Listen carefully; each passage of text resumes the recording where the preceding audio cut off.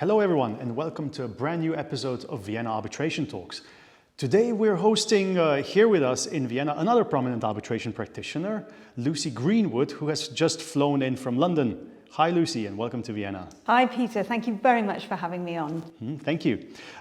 Lucy has recently established her own practice called Greenwood Arbitration, where she's now working exclusively as arbitrator. She has worked with all the major arbitral institutions and she's mainly based in London, but travels frequently back to the US.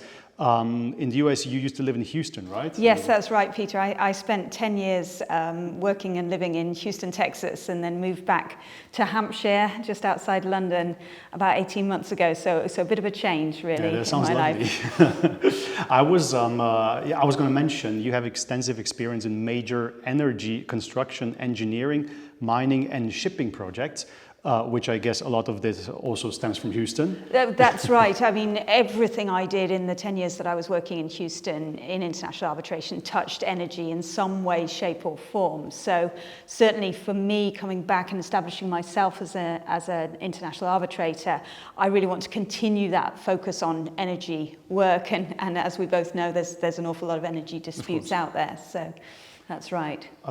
More on my list are media licensing and distributorship cases.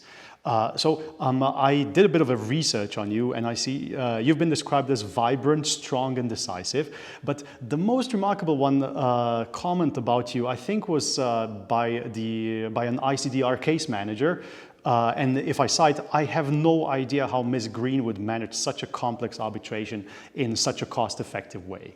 So. Well, I remember that case, and it was a truly, truly horrible case. So it was very nice that the case manager said something so nice at the end of this case. I think this was probably intended to encourage me to continue to be an arbitrator because it was such an awful case in terms of, yes, its complexity, but also the need to really proactively manage it. It had difficulties on all sides. It had parties that really weren't that familiar with the international arbitration process, and witnesses from all over the world and different languages were involved. So it was a real challenge quite early on in my career as an arbitrator, and certainly was a bit of a baptism of fire. Yeah, but I mean, if they say that they have no idea how you managed the complex arbitration in such a cost-effective way, you must be doing something right. So I wanted to ask you, how do you manage your cases? Well, yeah, let's hope so. I mean, for me, I'm quite, I guess, old-fashioned or optimistic in the sense that I strongly believe that arbitration can be run efficiently and should be run efficiently. And I think as arbitrators, we have a unique ability to influence the procedure that the parties adopt. Obviously, you are at the whim of the parties in the sense that if they sit down and agree a particular timescale, then obviously you're going to adhere to that. But even with that, I think there are ways that we can subtly telegraph to the parties that we want to get this case on and heard, and we want to do it in an efficient, organised and productive way. And so that's something that I'm quite open about as an arbitrator. This is what you're going to get if you appoint me, and I'm very aware that that may not be what all parties want in all cases, but it's something that I personally feel very strongly about. If a respondent wants to drag its feet, I guess you're not the proper arbitrator. I'm probably not that person, that's right. You've recently moved back to England, so how does life change when you established an independent arbitrator practice? I would imagine previously you probably had to turn down a couple of appointments because of conflict issues, right? That's right. I mean, I've spent 20 years practicing international arbitration with two major law firms. So I am very familiar with the issues of conflicts. And towards the end of my time at my law firm in Houston, I was having to turn down appointments because of conflicts and absolutely understand why that is and support the law firm's reasoning for that. But I was also very aware that being an arbitrator is really what I wanted to do and what I feel that my skill set is really geared towards. So all that led to the decision to go out on my own. And to answer your question about what changed, you really have to become very much more entrepreneurial when you go out as a sole practitioner. And this is something I have absolutely loved. I run my own matters very, very closely. I never work with tribunal secretaries. I have done on big cases that I'm sitting on as a co-arbitrator, but for myself, I don't use tribunal secretaries. I run my own website, I do my own marketing, I do my own invoicing. I have to say. Thank you. I'm very aware of cybersecurity issues. I'm obsessed with keeping up with the top level of encryption because of the type of high value disputes I do. But I'm similarly obsessed with tracking the traffic to my website, trying to get out and promote myself. All of these things I really was very shielded from as a person who was working in very big law firms. As you know yourself, you don't have to expose yourself in the way that you do when you're a sole practitioner. Right. Let's go to our first topic today, which is diversity. Lucy, you're one of the key members of the steering committee behind the Equal Representation and Arbitration Pledge. This was launched in 2015, if I'm not mistaken. And recently I was reading a GAR interview with you where you were commenting on the developments in equal representation in the past couple of years. So how do things stand now? Are we doing better than 2015? Yes, I mean, this is something I do on an annual basis as part of my work for the steering committee, and that is to collate all the available information that we have on the appointment of women as arbitrators. And I've actually been looking at this now for almost 10 years, and what has been so wonderful to see in that 10-year process is the fact that our institutions are now increasingly started to publish their data. So when I first started looking at this back in 2010, I was calling institutions, trying to get them to tell me what their demographics of their appointments were. And really, this wasn't something they were tracking. So then when the pledge came into being in 2015, this really became one of the cornerstones of the pledge, is this obligation on institutions who sign it to publish.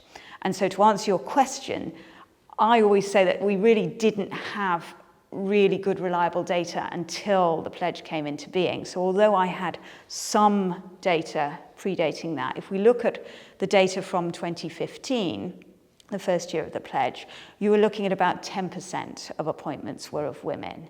And now, having just crunched all the numbers for the complete year 2018, we're looking at 21%. So a big change in a very short period.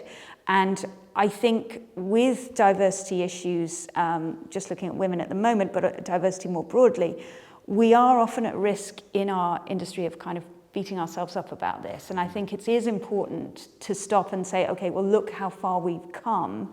Yes, there is an awful long way to go, but the fact that you and I are sitting here talking about these issues is really important, and will result in changing behavior, which is what we're trying to drive towards. What I was thinking, and what our interview may contribute to a little bit, whereas the institutions seem to be doing better in appointing women, there is still a long way to go, I think, when it comes to party-appointed arbitrators. For instance, I was looking at the LCIE statistics, and female arbitrators were appointed by parties only in 6% of the cases, compared to the 43% of the cases of the appointments made by the court. How do you think we can address this? Well, I mean, you're absolutely right. All the statistics show that as a young arbitrator, as a diverse arbitrator, as a female arbitrator, you're much more likely to be appointed by an institution than you are by the parties. In terms of how we address it, just looking at the pledge at the moment, so again, focusing just on women, what we are trying to do at the steering committee side is to encourage more corporates to sign the pledge. At the moment, we have a very low take-up from corporates, and one of the things we're really pushing this year is to try and get more companies to sign up to the pledge so that they can put pressure on the law firms who are suggesting appointments to say, well, have we got a balanced list here? Are we really considering the complete universe of talent that is available to us, rather than just a narrow subsection of a particular type of demographic?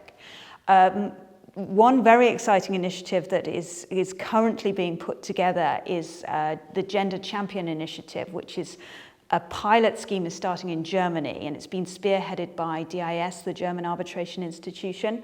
And what they are planning to do is to reach out on a quarterly basis to key law firms in their region to remind them that under the pledge they need to be offering to their clients balanced lists, and to ask them to track on a quarterly basis again who they have appointed, so that they'll be, it's again, all this is about is just a little nudge to try and get people to think more broadly, because there are so many excellent, experienced female arbitrators out there that once you start thinking more broadly, you'll find that it is easy to put together a balanced list, but it's changing that initial behavior. So I'm very excited about this new initiative, and I hope very much that once the pilot has been run in Germany, we'll be able to roll it out to other countries. I hope we get included into this. So if anyone from this is watching this, we're waiting for the email. Since we're talking about diversity, what is the situation in geographic and ethnic diversity? Is that getting better too? It's a great question, and for me, this is something that I think is more serious and more not more important. That's probably the wrong way to put it, but a broader problem than simply just the underrepresentation of women. But it is similarly very, very difficult to address. And there are initiatives out there. There's this wonderful new African Promise that you may have heard about that's been launched a couple of months ago in terms of trying to raise the profile of arbitrators in Africa. There's various other initiatives out there. But there's so much that we need to address in terms of, I feel, access to information.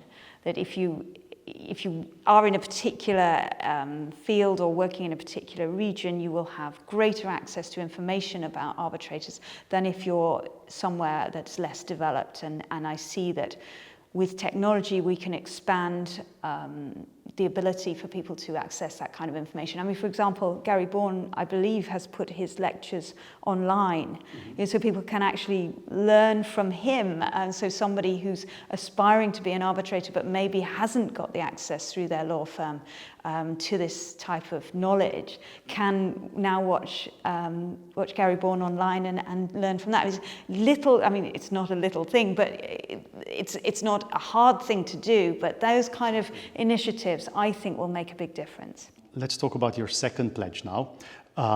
You've launched another one that's called the Pledge for Greener Arbitration. This makes us consider the environment in thinking about the way we do arbitration. I looked at the list a little bit. The first one on the list is a pledge stating, at all times during the arbitration, I will consider and question the need to fly. We often see arbitrators, counsel, witnesses, experts flying around the world for hearings and meetings, and I guess sometimes it's inevitable to fly to a hearing. I would imagine a lot of these trips could be replaced by modern technology. And I wanted to ask you, what kind of technology are we talking about here? I mean... Well, we're not talking about the technology of the future here at all. And although I have to say, the idea for this in a small initiative, and it's a very small initiative. I mean, it's only me at the moment. I hope to publicize it at a conference next month in London. They're very interested in it and want to have a whole panel discussion about the Green Pledge. But it's a small initiative, but it's intended to start a conversation. And the reason it came up was I was asked to speak on a panel at London Disputes Week on technologies in arbitration.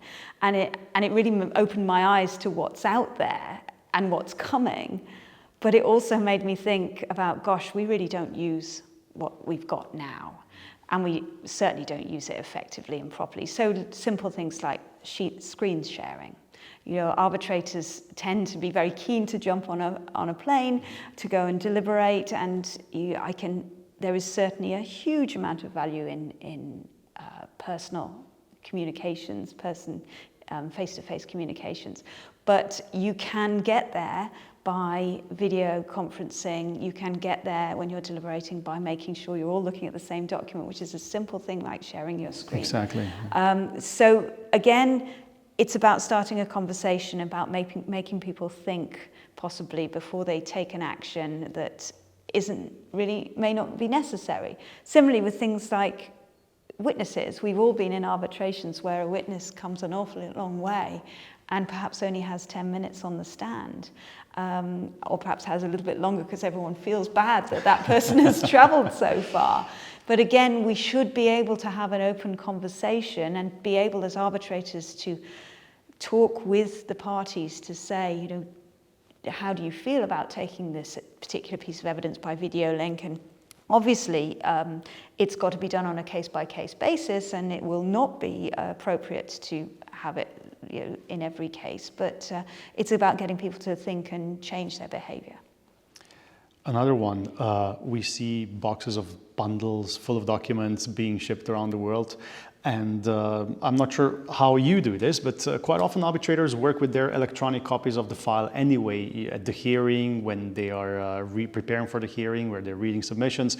They probably don't want to take all of these boxes around with them. Even so, purely electronic filings are still rather an exception, I think. So what can we do about this?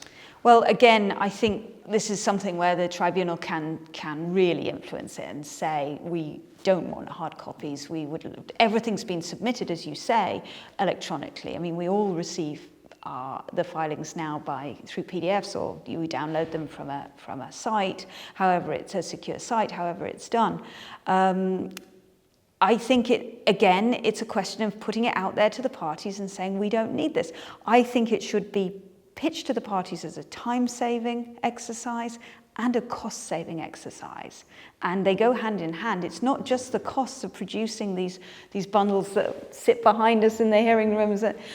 It's the time of everyone saying, well, have you got, oh, I'm on this bundle. No, I'm on bundle 4. Oh, I'm on 2A. I'm in the wrong tab. Whereas if you actually, again, change it for simple technology, it's a PDF that comes up on a screen in front of you. And you can have everyone in the hearing room on the same document in a fraction of the time that it takes to turn pages. Exactly. And I think that is where we're going to see parties really embracing this. And I think like your pledge, I think here helps a lot also in having an excuse to convince the co-arbitrators, for example, to do purely electronic filings rather than just go for hard copies. I thought the pledge was great. And not just because it fits well with your name, of course. Oh, yes. I signed it the other day, and then a couple of days later, I was drafting a procedure order number 1, and I live according to the pledge. I requested only electronic filings. It's music to my ears there. Well, thank you very much, dear Lucy, for joining us here in Vienna. Thank you, Peter. It was really a pleasure talking to you. As for you, dear viewers, do go to Lucy's website, look for the pledge for Greener Arbitration and sign it. And yes, that was all for today. Join us next time, where we are hosting another exciting, prominent arbitration practitioners here in Vienna. So thank you very much and goodbye.